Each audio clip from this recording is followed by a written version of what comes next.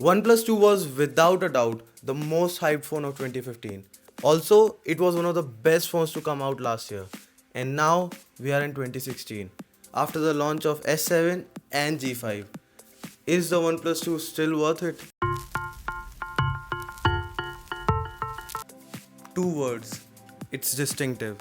It's like no other flagship. It's thicker, it has a nice weight to it, and it isn't an all metal construction. Instead, it's a sandstone finish, and it has this grip that every other material envies. Now, this is something every phone should have. It basically is just a toggle to switch between different sound profiles, but it's really helpful.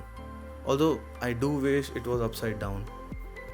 All the way up is do not disturb, priority in the middle, and all the way down is all notifications.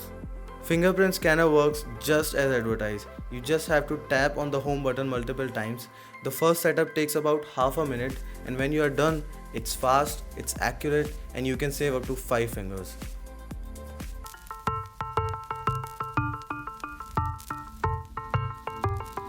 Spoiler alert, this very well might be my favorite skin on top of Android. It's fast, it's responsive, and it offers a lot of customization. Let's talk about customization. My favorite, dark mode, is here. It works throughout the launcher and has accent colors to choose from. Moreover, you have complete control over the navigation keys. You can choose from on screen to off screen, or you can reverse the order of back and multitasking key, or you can program each individual key to perform a certain action. I set the double tap to launch the camera. And then there is shelf. It resides at the left side of your home screen. I never found it useful though.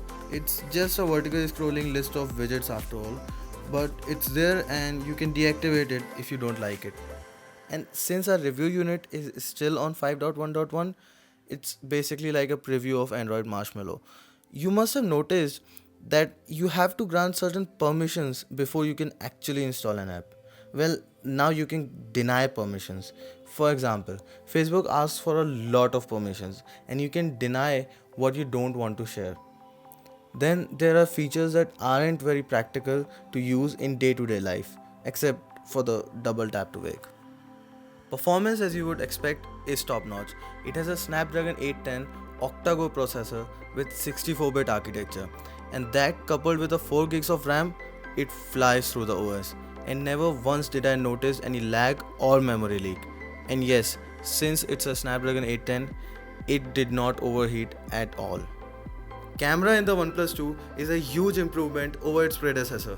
It has a 13 megapixel OmniVision sensor with laser assisted autofocus. It has an f2.2 aperture and it takes phenomenal photos in nearly every condition. Now I'll let the photos speak for themselves.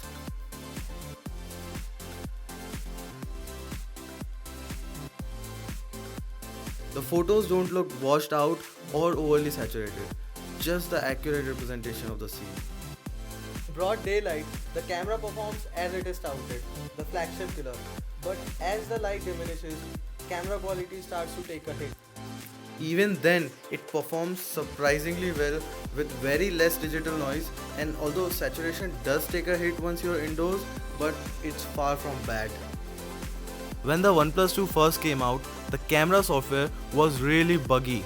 It was slow to launch, slow to focus, but after a few software updates, it works perfectly fine. And it also got the manual mode. It has all the usual options like to tweak the ISO and white balance.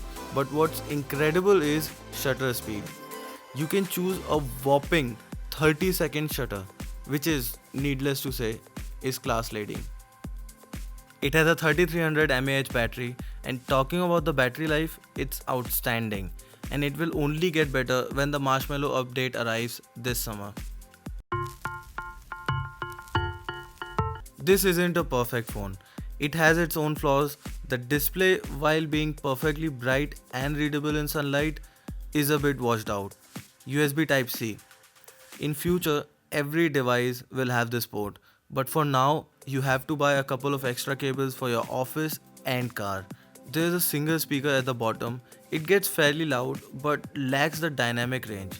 But these are minor issues, not a deal breaker. And to answer the question, is the OnePlus 2 still worth it? Yes, it's worth every penny it asks for.